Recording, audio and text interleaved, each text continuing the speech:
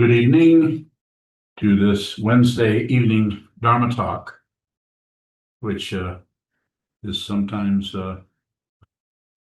planned ahead, but rarely these days I just decide, I should say, what to do the last minute, or someone tells me what to do. In this case, someone told me, or made a suggestion very politely. And that suggestion was Shui Wu suggested I talk about dealing with negativity. So that'll be the talk title, Dealing with Negativity. So that being said, so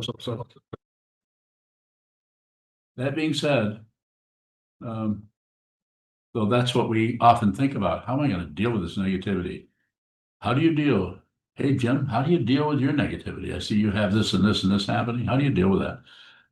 So I'd like to change that a little bit by changing. I'm not changing the title. I'm modifying the wording a little bit so that we can work with it in a little bit different way. The word dealing immediately implies some kind of a transaction going on. How are you going to deal? How are you going to get a good deal? How are you going to deal with it in such a way that you can do what? Get rid of it, modify it, change it. So the one that Trungpa Rinpoche often used was working with negativity. But I wanted to keep that title because I wanted to comment on the dealing with idea. As soon as it's a setup, as soon as you call it something, name it, you're locked into the traditional description or definition of that word. So maybe working with, whereas dealing with something implies some kind of transaction or getting a good deal or a better deal or dealing. Whereas working with it could involve any number of different ways of dealing with it. So obviously dealing also means the same thing. Similarly, working with it means from this perspective of someone who's been around longer than anyone here, and I have certainly dealt with and worked with a lot of negativity in my short life, long life. And it wasn't until I met my teacher in 1970, I'm getting my numbers mixed up here, 1974, that I actually began to see possibly a different way of working with, dealing with, understanding the negativity that was arising here. It was at that time, over a period of a few weeks, few months, possibly the first few years, where I began to understand that my misunderstanding was my way of working with negativity was always to try to push it away, get rid of it, find a cause for it. Cause didn't really get rid of it, but it helped soften it or modify it, or at least you knew that it wasn't your fault. It was because of this, because of that, because of your parents, how you were raised, or because of whatever, your sun sign for that matter. Could be any number of things. So he helped me to see that you can actually work with this passion, aggression, and ignorance in a different way rather than joining on to that and trying to fight war with more war, trying to get the upper hand or get a good deal out of it. He helped me to see that I could just receive the negativity. He never used that word. That's the word that I've begun to use when I talk to people who are dealing with negativity, working with negativity, wanting to succumb to the negativity or wanting to fight with it or wanting to twist it around or reinterpret it or re-understand or analyze it or. So the idea that I want to share something with you first. Might be interesting might be interesting for you to know that when I say the idea that I wish to share with you, I have no idea what I'm going to say next. That may surprise you, or you may think some other thing. I don't know, but I see that all the time. I'm giving a talk and I don't know what's going to come. So I don't feel any personhood back here behind us that's thinking up things or figuring out things, dealing with things, or trying to find a good deal. That being said, I can repeat that, still not having any idea what's going to come out of my mouth next. But it probably will have something to do with what I've been looking at for a long, long time and endeavoring to not to stop dealing, not to stop pushing, pulling, shutting down, but to watch the pushing and pulling, shutting down, which is very embarrassing to constantly lose and lose and lose and lose. So the idea I wanted to share with you is observe it, please. Observe what's showing up, and when it starts to come through you and gets towards you and gets magnetizing you, or pushing on you, or scaring you, or depressing you, or triggering some kind of wanting to just shut down, fade into the sunset. Please, you don't owe me anything. I'm just asking on your behalf. Please look at it if you can. It's hard. And it will not necessarily get easier, though some people teach it that way. I don't. Not here to soft pedal anything. So the way that you can work with this, deal with this, understand this more deeply, and even make friends with this negativity, which it is your mind that is being triggered by this or that or this or this or that. And maybe it just shows up without any apparent trigger. You can't find any causation. Quite often we call this anxiety. What's this being caused by? Or depression. How is this possibly coming apart? This negativity when the sun's shining, the birds are singing, things are going well, my bills are paid, my health is pretty good this week or this today or this year, and yet I'm not doing well. Feels so, again, this word negative. My when I'm saying when my brows are tightening up like this is because I know what that's about. Not that I know what your negativity is. You tell me about it, or you tell me, I sense what it is, but the negativity I receive or understand or observe is more than likely nothing like what your negativity is. The causes and conditions that arise from the countless lifetimes that any one of us have been such a combination of causes and conditions that when it shows up again in this particular body, your lifetime, this causes and conditions, this set of karmic display within the illusion that is so convincing is going to be very different. So this helps in the illusion of making us look not the same. We're all different from each other. We have different ideas, beliefs, opinions, structures, fears, hopes, etc. This is why it's so important. So this is why it is so important to observe and receive.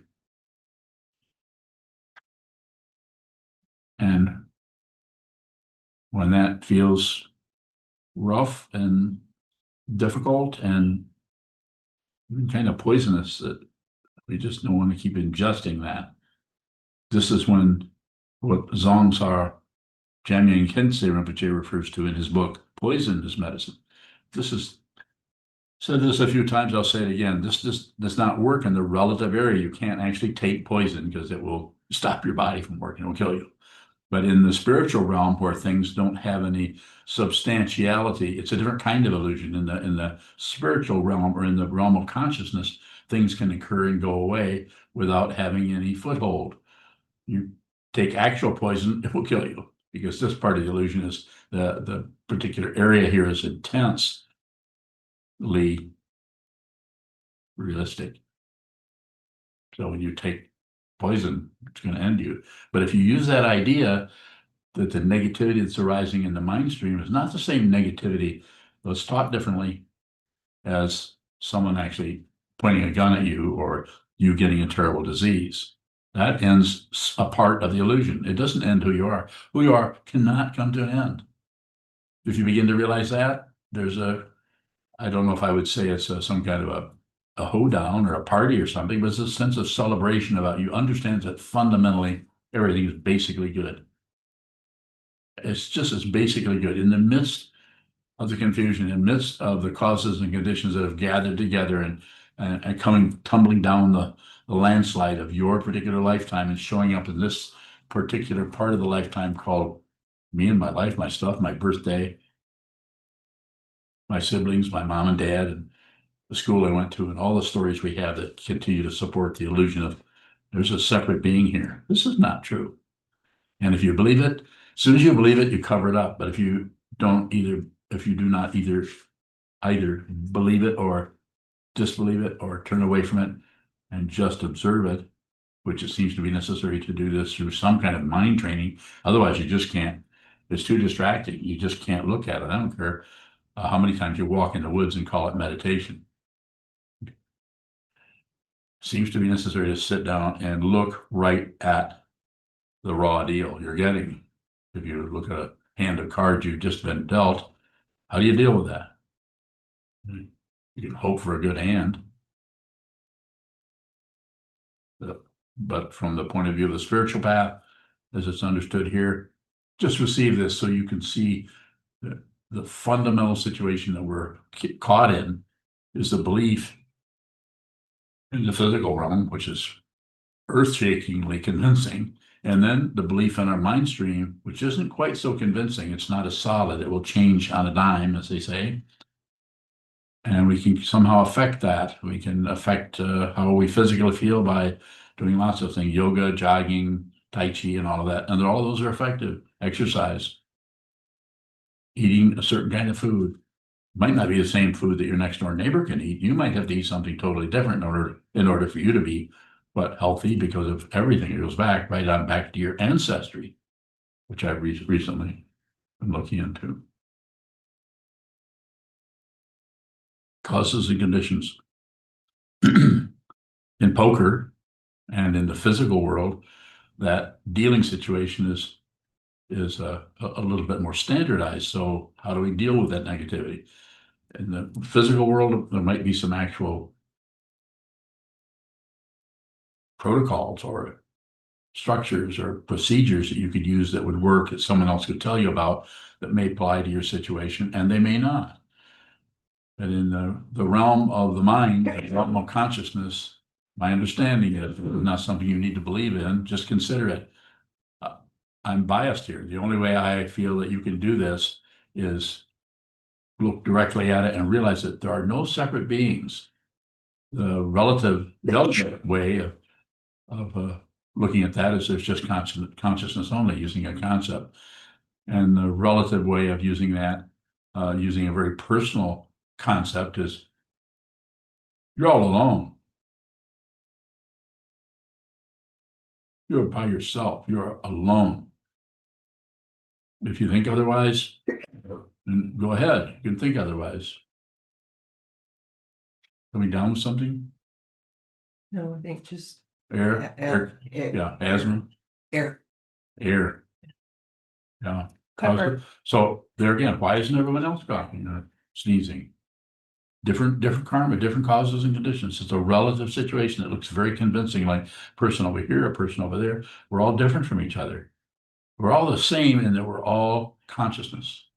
So if you begin to return to, doesn't mean leave the illusion, but see that it's an illusion, and in that way you return to your true nature, which is consciousness only, which has been here since beginning of time and before, and just occasionally shows up as a human form with a name and a high school and a country and siblings or not. And then there's all kinds of autobiographical details that go on along with that make us look really great, really important, or really insignificant, and live for 3 months or 100 years. All a differentiation that the ego mind grasps on as evidence for something, or proof that something is true or not true. So back to the original talk title, dealing with negativity. How do you deal with it? Whatever hand you're dealt, whatever shows up in your mind, you can look at it like a deal. It's just that you cannot negotiate that deal. You have to receive it. If you try to negotiate it or speculate or try to shut it down or close it off or do anything with it. It's not that that might not work for a while, 3 minutes, 3 days, 3 years, 50 years. It might actually work. But time is an illusion. You're not going anywhere. There's no where. There is no location. This is unreal. In the illusion, if you believe in it, and even if you don't believe it, you just realize it's here, but part of the illusion that shows up as a human form is temporary in terms of the illusion of time. You can walk from here to the kitchen and walk back, and it creates the illusion that you, the person, have done something, and the illusion has done something, but you have not done anything. If you feel otherwise, I'm not throwing a party, but be my guest. Do whatever you want. Yeah, that's the wonderful thing about it. It's not free will. It's not free will. It's consciousness only. Free will implies there's somebody who is free to do whatever they want. This is not, it's a misunderstanding that is trapped by the concepts that ego or ego minds use to try to describe something or get a picture, get a handle on something. Is there free will? You're trapped by the question because the question implies what? That there's somebody. And so if you even say, well, no, I don't think so, or yes, I do think so, you're locked in the conversation that all beings who believe or are obscured or obstructed or imprisoned by the illusion of separation, they continue to talk nonsense in a circle. You don't have to do that. Or if you can, go ahead. Live your life however you want to. Live it however you want to. But if you're listening to me, the only thing I'm asking you to do is go inside. I'm pointing to this body. Everybody can easily just point to anyone. Say, go within. You won't find anything. You won't find anyone who is what? Dealing with anything. You won't find a dealer. You won't find a card game. You won't find anything. Anything you find is unreal. It's an illusion. But if I speculate on it, if we talk about it, if you just listen to the Dharma talk and understand it relatively, then it might be an interesting talk. We might put it on the internet, or people might give it a few thumbs up, and yeah, that's pretty interesting. I think I'll share that with my Aunt Mary. She's dealing with a lot of stuff right now. And will that help? Maybe. But I don't think it's going to be maybe of interest, but I don't think it's going to be of any fundamental basis, fundamental, ultimate help to any being trapped in the illusion, unless you hold still and look at the illusion. You have a whole religious path or a spiritual path, 2,500 years old, that's still going on. Pretty hard to stop it. There's always somebody trying to stop this. I think there's somebody tried to kill the Buddha at one point. It's threatening. This is threatening. People want to see it because they have an idea that it will be wonderful and liberating. They'll feel wonderful and feel good. And sometimes we have to teach that way for a while to even get people to pay attention. So we say the end of suffering. I don't teach that way. I don't teach that this will come to an end. I might teach it a different way. Has it ever begun? It's unreal. The nerve endings are gone. Unless you recreate those nerve endings, which you may do if you have a lot of attachment to how you feel. You may recreate that in the intermediate state and create another body in the intermediate state that is just looking to be reborn again. Don't do that. You don't have to do that. You can realize what this is, and the illusion can come to an end. Who you are cannot come to an end. It also will not persist. There's only things persist. Questions if you have.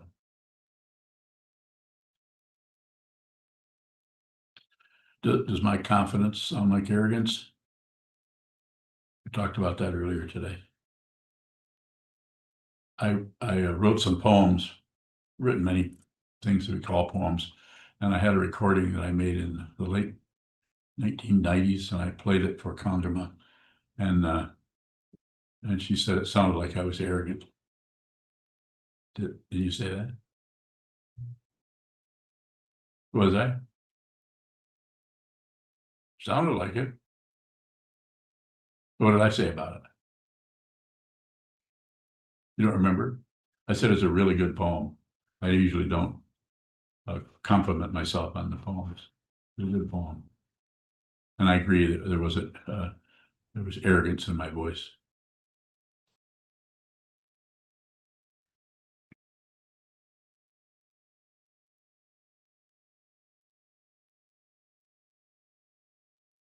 Okay, questions? You don't have a question? Conjure bowing. The topic, I think, is working with anger, I thought it was all about me. dealing with anger. What happens when we are, like, it takes all of us to be present to our anger. So we just don't have anything more to give. So we're in Sangha, we're working on dinner, we're working on cleaning up after dinner, we're working on getting the Zendo prepped. Mhm. And yet there's anger that's really Are present. you experiencing that? Mhm. Okay. What's your question? What if it takes everything that just observe it and not act out of it? Well, sounds like you're doing it. Are you mad at me? Mm-mm. Are you mad at the situation? I don't know what I'm mad at. It's just anger. Okay. That's not so bad. Just anger. Anger is just anger. Anything that shows up is dependently risen, and is another word that's been taught in the Tibetan tradition is self-existing. Wrong, Joan. My interpretation of that, and I'm not saying there aren't other ways of looking at it, is things that something just shows up in the illusion. It doesn't really have, because it's an illusion, it's not really attached to anything else. Causation is an illusion. This caused that, caused this, caused that. Have to start somewhere, so we see this caused that. So if this caused that, let's stop that so that won't happen. That's the traditional way. That's the judicial system. This happened, that they did this, so we punish them so they won't do it again. Well, that's a total misunderstanding. That in order to have a state or a society where things don't get too out of hand, we need to have some kind of laws and rules, and we have them, just like we do in a monastery. Conjure bowing. So back to our topic about anger. Were you correcting me? Mm-hmm. I'm just noticing something, observing something. What do we do when we're already I don't want to talk about that. feeling a lot of anger and we're doing our best to observe it, and then we get, I don't know, triggered or are more sensitive, I don't know, trigger. are more sensitive to annoyances? What's the question? I've heard everything you said. What's the question? How do we deal with that? We go back to our rooms and just call it a night?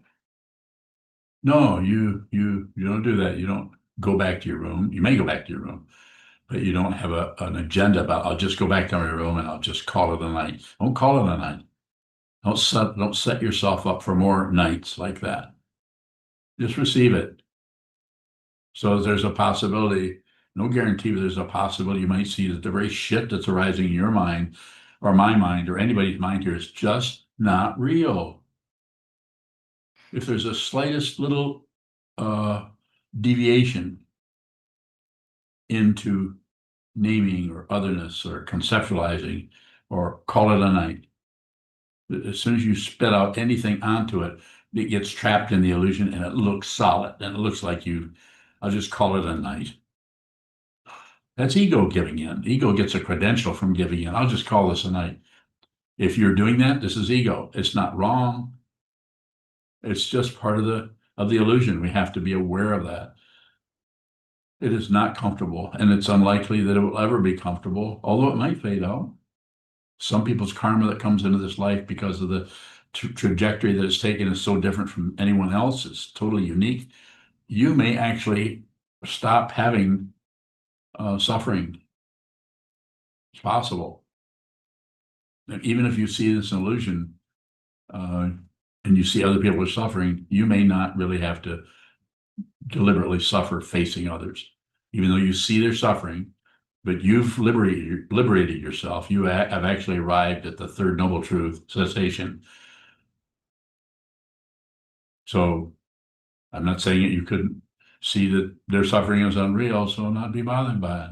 It's possible. I think it's unlikely. I think that's a stage in the path. I think the ultimate understanding is nothing is separate from anything else. So as long as there's an illusion and people are suffering in it, you're going to have to receive their suffering. This is the path of the Bodhisattva. This is why the Mahayana begun, because the Hinayana gets rid of everything. Not that the Buddha was wrong. The Buddha taught the Mahayana just didn't call it by that. Yes. So when we're dealing with anger, when anger is real and in our face, and we're seeing that we're being annoyed by things that wouldn't normally annoy us or bother us, is there something to do other than observe? Like, I'm thinking we want to observe the feeling, observe what is actually happening. Can we observe the person that is angry, or anything else more fruitionally, like see the bigger picture? Yes.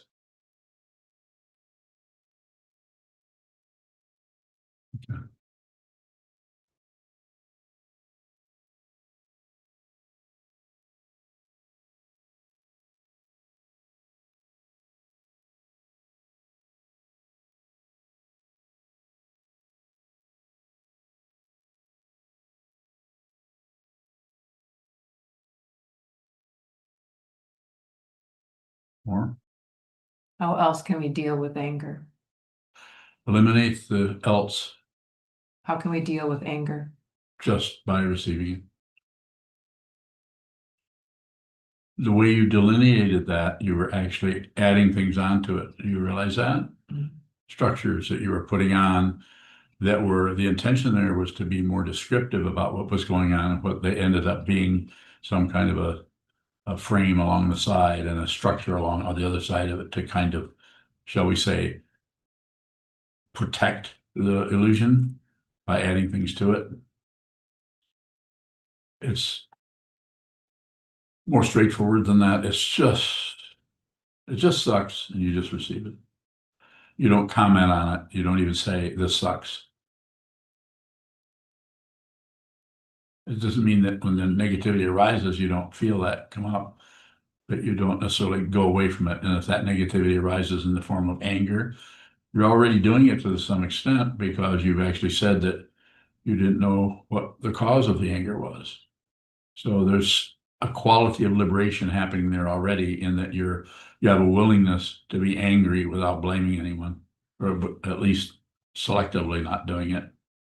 It's hard to say what's happening in a deeper picture of it, but you will know if you continue in that way. That is, I rarely say this to anybody, but could be seeing progress on the path, is seeing that anger just doesn't belong to anything. It's self-existing, it just arises. And if you say, well, it's because of this, then you buy into the three-ring circus, and you're just one of the ponies going around in a circle being whipped. Don't do it. When I say don't do it, see the way you do it, so that you can see the point when the whip is picked up, when you turn into that circularity, and just observe that. Don't correct it. Don't do anything with it at all. And that not doing anything with it allows the consciousness to not necessarily produce a manifestation in the illusion called birth. The 12 links on the chain of existence happen whether there's a human form or not.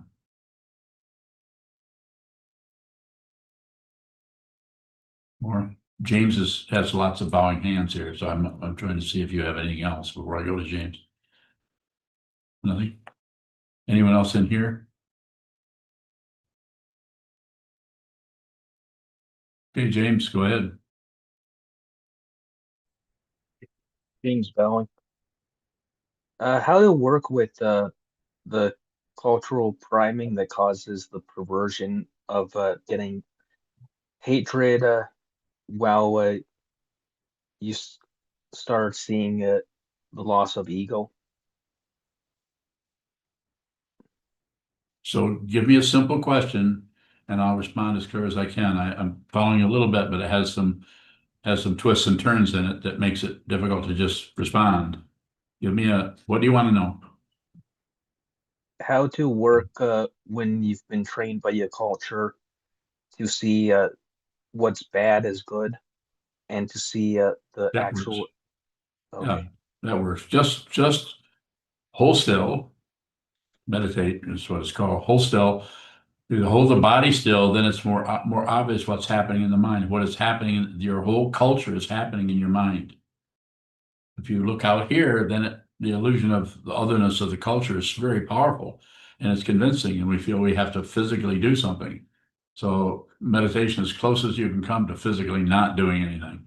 Sit down, hold still, watch the crazy culture pushing, pulling, and shutting down in the mind stream.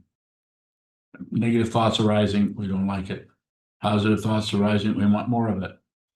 We actually get into this dynamic and push and pull in our own mind stream. It's very painful. And if we're around others, they're going to feel that, or possibly you might even jump out of your own skin and blame them for how you're feeling. So the best thing I can say to you or to anyone who would, not as a general thing, but pretty close to it, is train your mind, go within, sit down, look at the wall. And then by looking at the wall, you go within because there's anything happening out here. So you're socially, you could say, chemically distancing yourself from everything without going so far as to close your eyes and create another kind of little heaven realm that you can hide out in so you don't have to face this illusion. You're actually in the illusion. You're going to look at that dust covered wall and listen to the people moving up and down behind you or outside the window. And you're just going to receive without abandoning that for grasping, rejecting, or shutting down. It takes quite a while. Yes, go ahead, James. James Bentley. In cultures, there's the crab bucket mentality. So people can be trained to think that if an individual tries to achieve virtue alone, that they have to be brought back down in cultures that are collective, and then the inverse happens in, opposite cultures. So how do you break through the idea that what is good is what gives you pleasure and what's bad is what harms your personal pleasure? So I've said what does that, what helps you see through that grasping and that impulsiveness, that compulsiveness to do this or stop this or start that, is sit down and watch that on a very minute level. It's like you can't stop an elephant. I mean, it's big, it's huge, it's moving through time and space. But you do have something to say with what's happening in the mind. And what do you see? Not how to stop the thoughts. I don't teach that. So you see that those, by watching those move, you see that those are an illusion. You first realize the illusion is here, and then you begin to see that it's out there. You have to start here. You have to go within. First noble truth, life is suffering. The initial teachings, the provisional teachings of the Buddha were about self-realization, about understanding, seeing that there's no one here, empty of self. Eventually, it came to empty of other, but that took a while. Sosotarpa is the Tibetan word for that, I think. James Bowling. How do you work with knowing your culture would murder someone that actually had insight and virtue if they came about? So you're going to have to rehabilitate that question for me because I'm not tracking you. How do you do that again? How would you work with the knowledge that if a person had virtue and insight in the United States, the culture would lead to them being murdered? I don't know. It's that might be do you want to answer that? You're a psychologist. I didn't catch the question. So he wants to know how you would work with that. Work with what? That's possibly that somebody could be murdered even though they're virtuous? Is that what you're asking? No, I'm asking that the United States would actively go out of its way to murder someone that actually had virtue, because that's historically has happened with So I many have people tried that to did. respond to that, but you're not, even though you're talking to me and you know who you're talking to a meditation teacher, not a psychologist, not a philosopher, not someone who fixes anything. I'm saying, how do you do that? There are no separate people. So how do you work with the United States? I guess vote. You don't want to separate yourself from the culture, go to a mountaintop. You could go in and find the people who are working with it already and try to support whole organizations that have been around before any of us were even born that are trying to work with that. We have a constitution that's supposed to protect that. It's not working right now. So I'm biased in that. I say, find out who this is. Don't blame out here, even though it's obvious some people are crazy. It's not going to work to do that. We just join a whole crowd of people that blames. That's the very nature of warfare, is to join a group that fights against another group. And you could say, well, some groups are good and some are bad. This is a misunderstanding.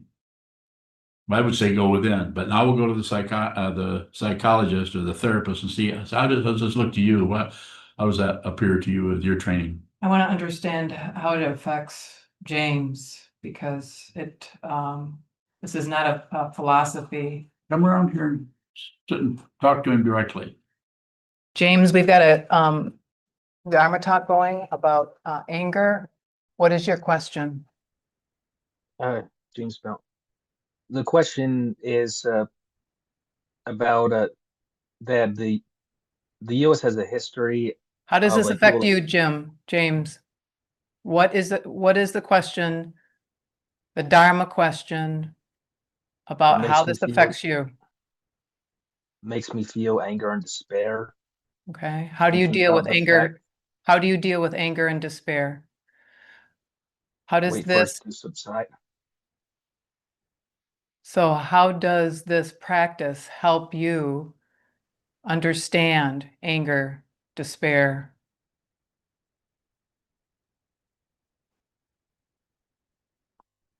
Uh,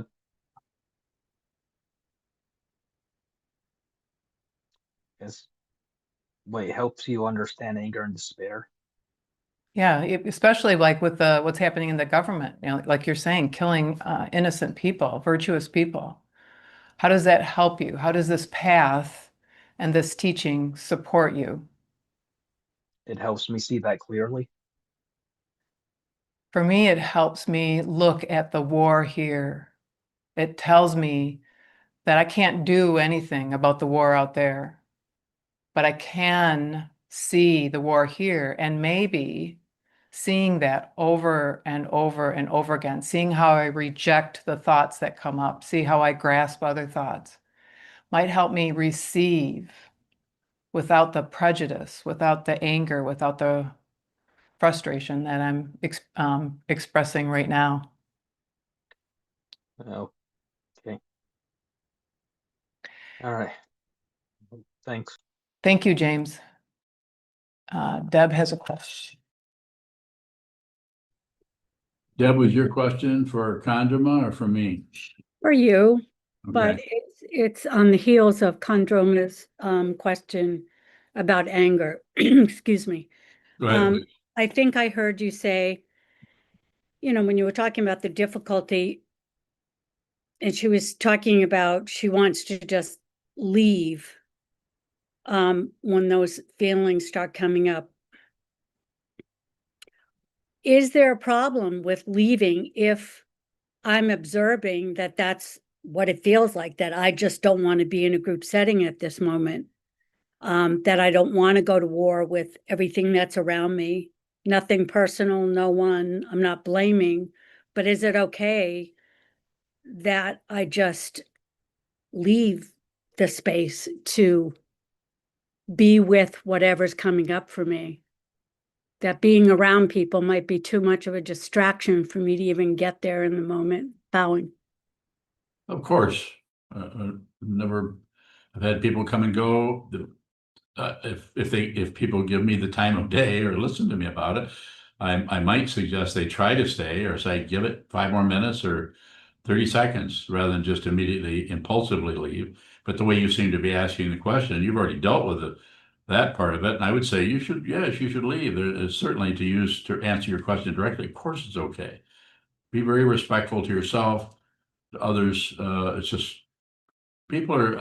I'm not going to come up with any examples, but I do have examples that I can't be literal about them because they are personal, very personal, of situations where people are dealing with intense negativity,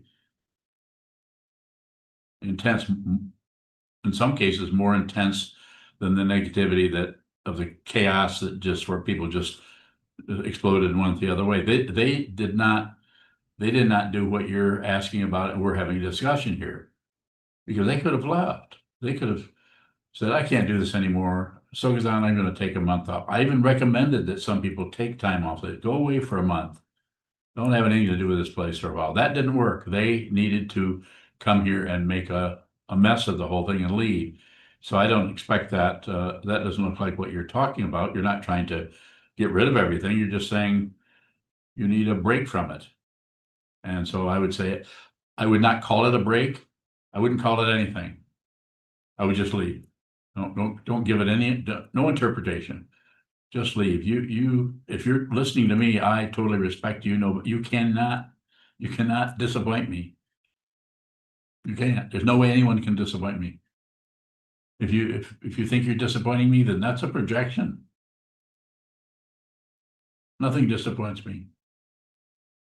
There isn't anyone. There's no disappointment. There's no me. There's no you. I'm looking at it and I'm encouraging you to do the same thing so that you can deal with this suffering. Use the word deal in a way that is not only genuine, but is generous. You're completely at the mercy of the karma that comes and goes as long as you're in the illusion.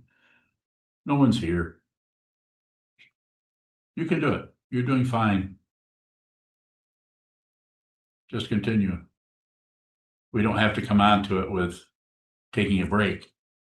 I think Trungpa Rinpoche one time commented on somebody referring to the Dalai Lama who was having a Coke or something, and there was some kind of report, here's the Dalai Lama taking a break. And Rinpoche said, Dalai Lama never takes a break.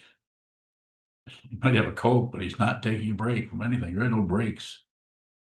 So that's really important. That doesn't mean that you or me or anyone here can't just get tired out and go take a nap or go home. But even saying I've had enough is kind of a filler for what you're actually leaving because you can actually see something and see that you can't stay here. You have to leave the negativity that's being triggered by this, or maybe it isn't being triggered. Maybe this negativity is arising out of some other dynamic that's not even visible currently in the mind stream. But yes, always take care of yourself. I've said that to probably everybody in here at least once. Take care of yourself.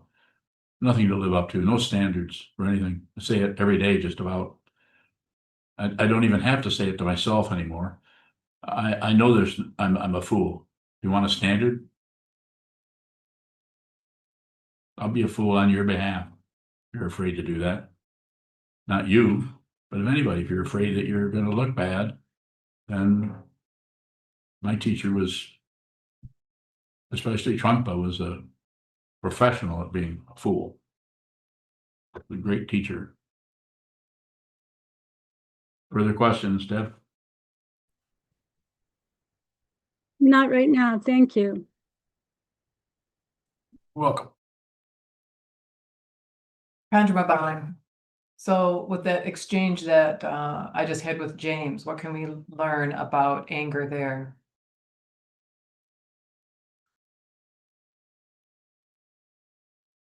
Why don't you say something about it?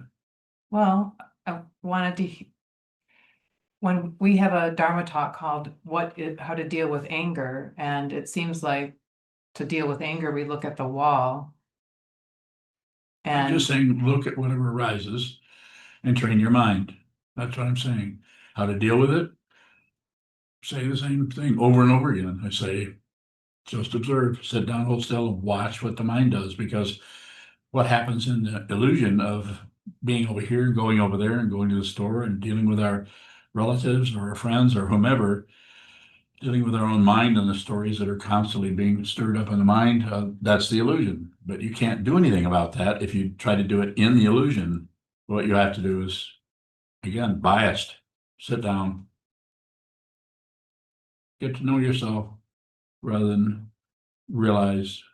think there is a self who has a opinion or is right or is wrong. There isn't anyone here. Conjure bowing, but we just had an example of, we're on the path, James and I and the Yes, people on in the Dharma talk right now are all on the path. And we run into these situations all the time where we notice, I was observing, did you get mad at James? I was frustrated Okay, about the kind of the question. that James seemed to be asking a question about something that wasn't on topic, so to speak, or And not necessarily appropriate for a Dharma talk, asking about, about people about the political right, the situation. government. Yeah, And so I could have been more generous in asking him to come to a question that was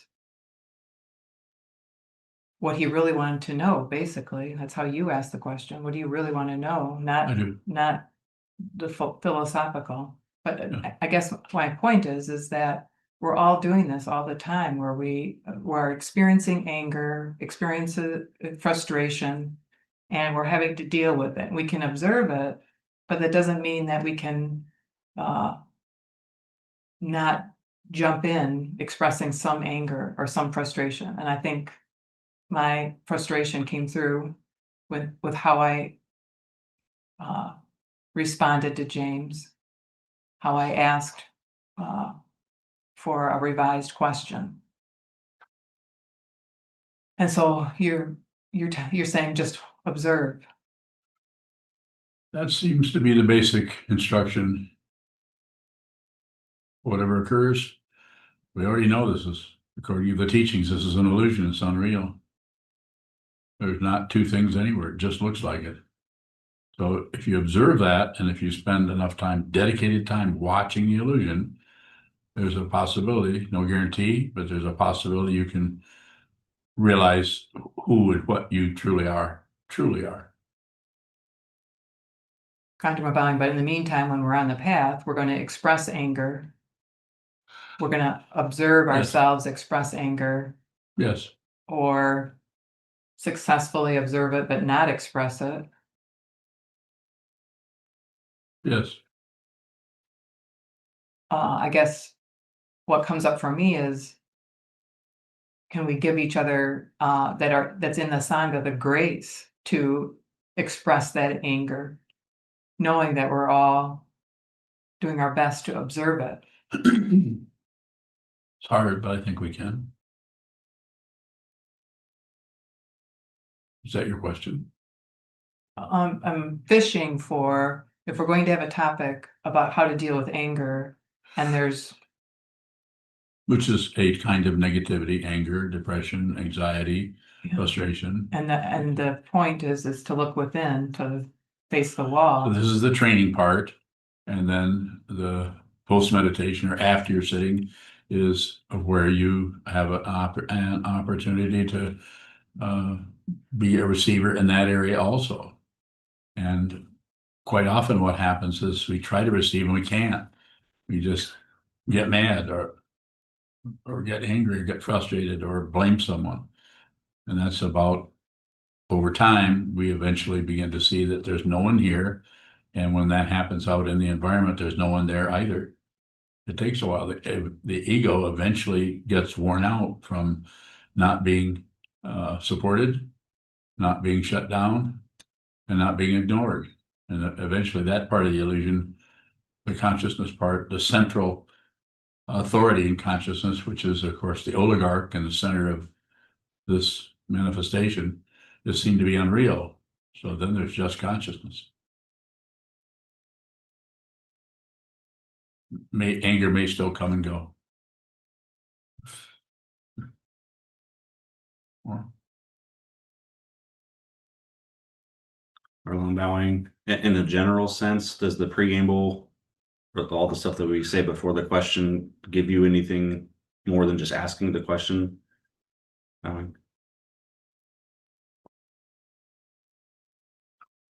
not sure I'm following what you're what you want to know, what you're asking about. The preamble. Earl Bowing, yes, it's sort of about coming out of like book study last night, where it's like, how much do you need to meet us in that relative situation to answer our question? I don't know. It's just so variable. Say how much. That's like need some kind of response that has something to do with quantity. I have no idea how to measure any of that or decide. It just shows up like I was trying to demonstrate a few moments ago. I'm starting to say something and I don't know what I'm going to say. Why would I even start to say something if I don't know what I'm going to say? It's because there's nothing here. There's no agenda other than what you bring here. You're having difficulty. If you weren't having difficulty, we wouldn't be having this meeting. If you weren't a student of this Dharma, if you weren't interested or magnetized or inspired by these ancient teachings, you would not be sitting here. And I certainly wouldn't be sitting up here. If there are no students, I'm not going to go out and, isn't there somebody who wants to know something? Oh, did I get even close to what you're? If that's what I was asking. Okay, so it's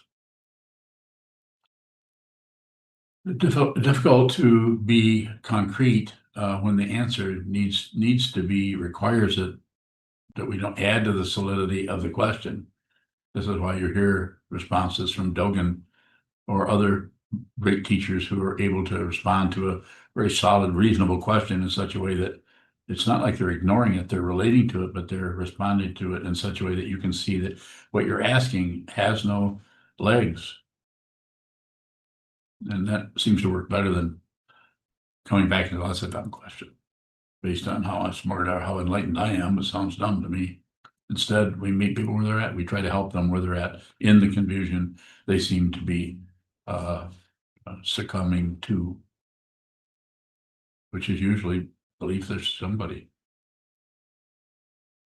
Earl Bowing, can we misuse the form of question and response with the teacher? Bowing.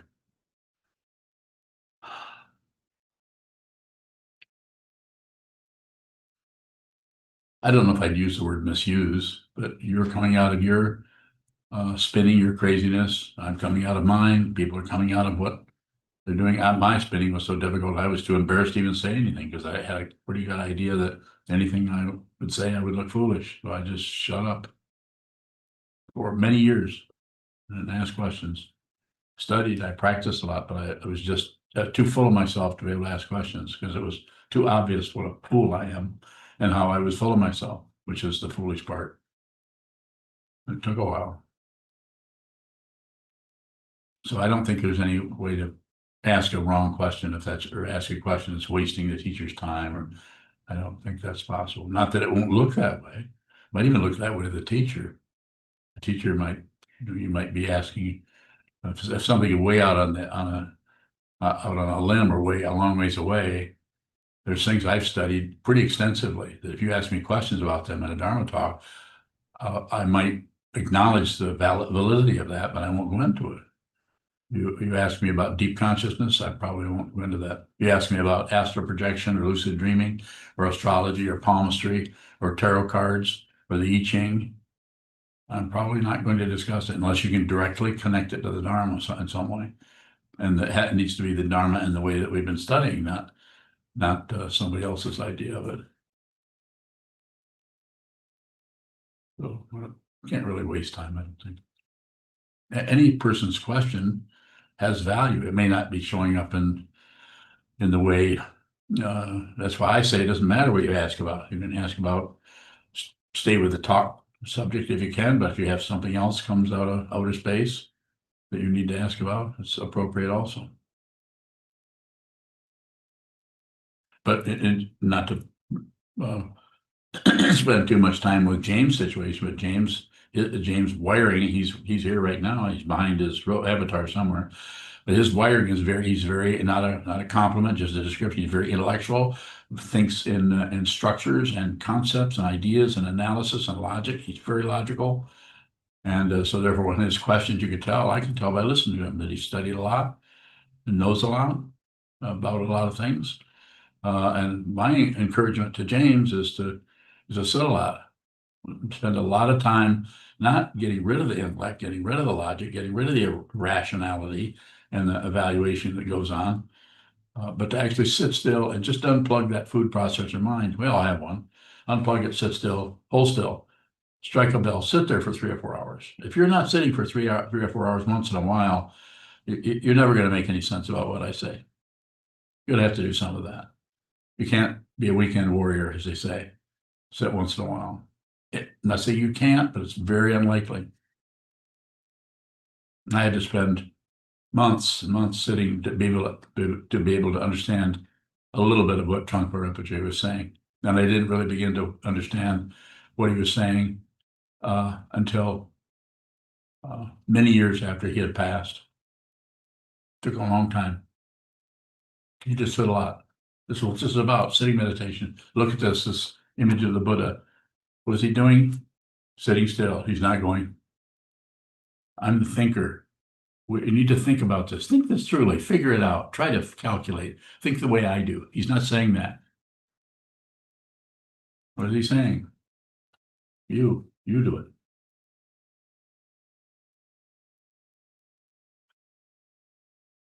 Thank you so much.